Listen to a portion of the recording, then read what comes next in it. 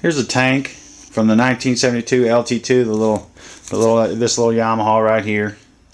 This is actually the tank to it. We pretty much got that thing stripped down, as you can see. I want to kind of show you how to the lid. Actually, how you take that off is it's got this one end here. It's got that pin, and if you'll notice, I already took the little keeper off. If that'll focus. It's laying right there on the tank. But you pop that keeper off, you're going to knock that pin on out the other way, and that'll actually just come right off of there. So as you can see, we got some rust cleanup to do on this thing. For the most part, we just doused it down with stripper. That took off 90% of what's off now. Take a DA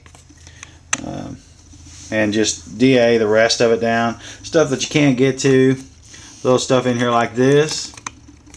That's what this tool is great for. Just a Dremel. I've got about 3 or 4 Dremels type stuff. Not all name brand Dremel, of course, but like this one here is just a cheapie, but it you know, that thing will really get in those little tight areas like this right here, clean that rust up.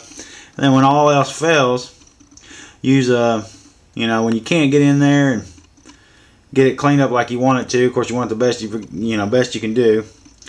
But if it's just rust, you can generally just buy a rust restorer or some kind of spray, or sometimes there's wipe-on ones. But you'll just spray that stuff on there, and it'll turn the rust almost into like a primer. So you want to get everything off that you can, but if for some reason there's some stuff you can't get into, just wipe it down with something like that, or spray that on there, and it's probably going to last you for a good long time.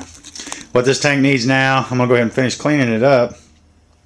And generally, the only thing this tank needs now is to go ahead and finish getting what rust we can off, then treating the rust we can't get off, and then go ahead and get you a good etching primer, something that's going to burn, kind of etch into that metal, because since the paint is lead free now, it's not as compatible with metal on its own, so we actually use kind of acid-based stuff to kind of etch into the metal, and then that'll give you something to spray the rest of the stuff on. But as you see, I'll go ahead and cover it in etching primer. Still got a few dents in it and stuff, but this is going to protect the metal from rusting back up, and then get that on there, and then you can just kind of grind your spots off and fix them, work on them as you need to, and then that way the whole tank's not sitting there rusting while you're trying to get the dents fixed out. But anyway, I'll probably go get some etching primer here in a little bit, get this thing cleaned up, and then hopefully maybe I can get another video on today and kind of give you an idea how we're going on that, and get that thing painted up. And generally what I'm going to be doing on this, I'm compressor poor. I've got a little compressor, enough to run an airbrush or something like that, but not a big one anymore. I sold my compressor. So pretty much this whole bike is by hand. The paint work is going to be like spray bomb stuff, and I'm going to try and show you how to get the very best results out of spray can stuff. I mean, and I'm with a little bit of elbow grease, you make that stuff look really good. And there's a lot of products out there that you can use.